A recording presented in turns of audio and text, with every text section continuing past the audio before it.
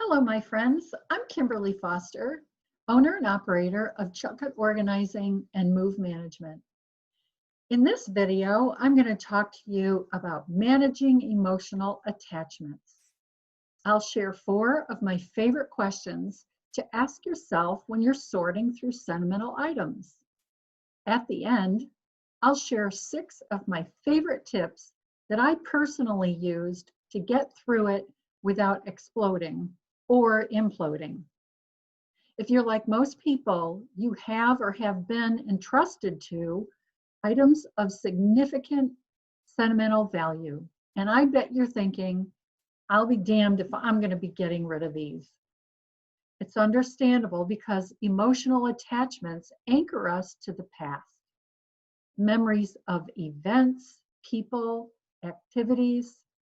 These attachments make it very difficult to let go when you're moving into a much smaller residence or having to clear out a family home. I get it. I just had to do this after my mom passed away. She had decorated our home with beautiful pieces, antiques, and many family heirlooms and keepsakes from both my parents' families. My siblings and I live 3,000 miles away with fully furnished homes of our own. So shipping these things was pretty much out of the question. Hiring an estate sale planner was a lifesaver, but it didn't lessen the difficulty of letting these beloved items go. So yeah, I get it. Letting go of sentimental items is hard, and in and of itself, is a grieving process. But the fact is, we all have only so much space, right? Which means difficult decisions must be made. I sure don't have the magic bullet, nor have I found an easy way around it. But my own personal experience has given me the opportunity to practice what I've been teaching clients for years about managing emotional attachments. So now I'm going to share the questions I asked myself during my own sorting process that really helped me make decisions. Question number 1. What items are most sentimental to me versus to my mother? Critical distinction. And it eliminated a lot of stress for me. Question number 2, what smaller items can I fit into my suitcase or ship inexpensively that would still allow me to hold on to special memories of my home and my mother? Each item I chose had to have a purpose and a place for them in my own home. Number 3, what friends would I like to have mementos from my family home or my mother, such as her caregiver, her closer friends? Question number 4, last and hardest. What am I afraid of losing if I give it up?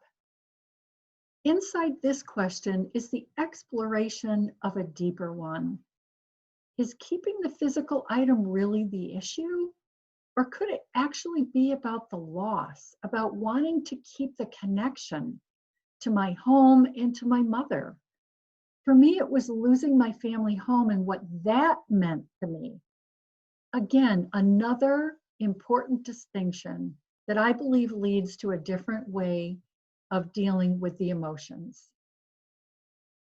Whatever you decide to keep, promise me this, that you will honor whatever you choose to keep by respectfully displaying it in your home with pride. Don't hide it in your garage or your cellar or your attic or worse, a storage unit. I had a client who hired me to come into her home to help her deal with her crafting clutter. But in her garage were piles of furniture covered with clutter and boxes and dust of her mother's precious stuff after she passed. My client just put them all into her garage. She wasn't honoring them in the way that she really wanted to. So now I'm going to give you 6 tips to help with the sorting and letting go process. Number 1, take your time if you can, if you have time. If not, it might be worth renting a storage unit, but please limit that rental for no more than 1 year, or you're essentially disrespecting the items and their history. Let it go. Let it go to somebody who will use it and honor it and respect it.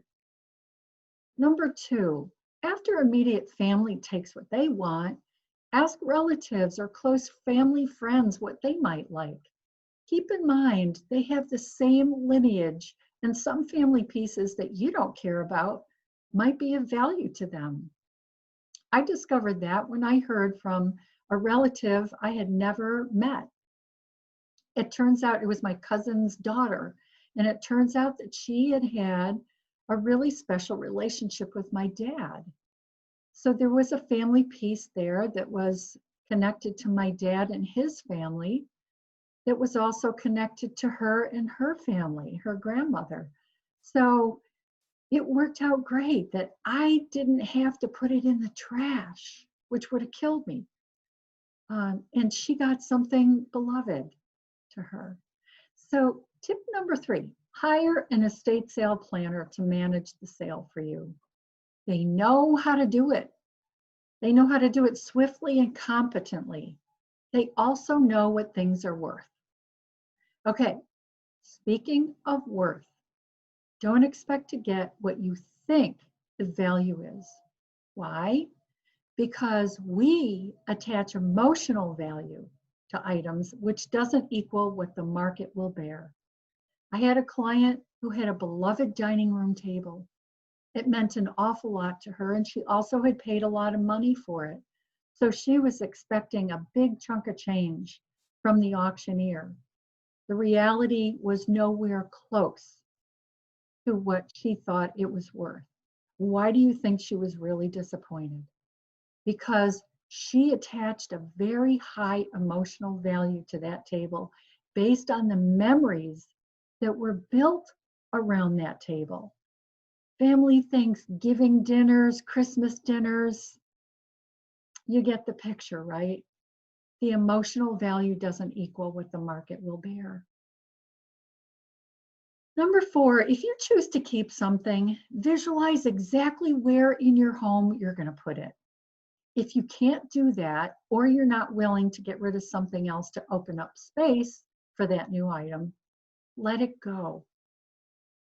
Number 5, take pictures of items you aren't taking. Make a memory book of them. Associate the history of the piece if you know it. And you might want to check out my video on photo organizing where we talk about memory books.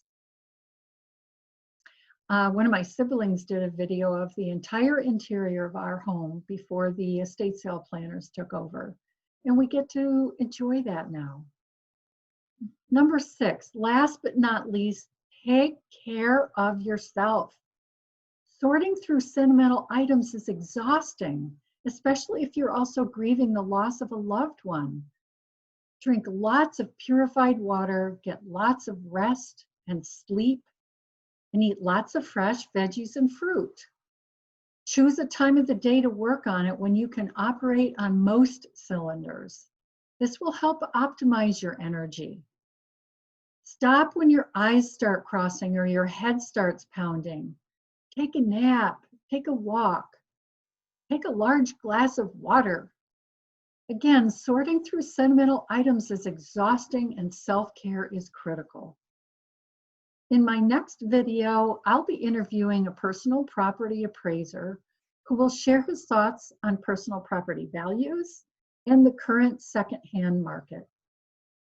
If you've enjoyed this video, please click on the like button below. Post any comments. I'd love to hear what worked for you or what your downsizing challenges are. You can also subscribe to my channel so you don't miss my weekly videos on downsizing or relocating. Also below is a link to my website where I offer a free download of a relocation guide. So thank you for watching, and I hope to see you again soon. Take good care.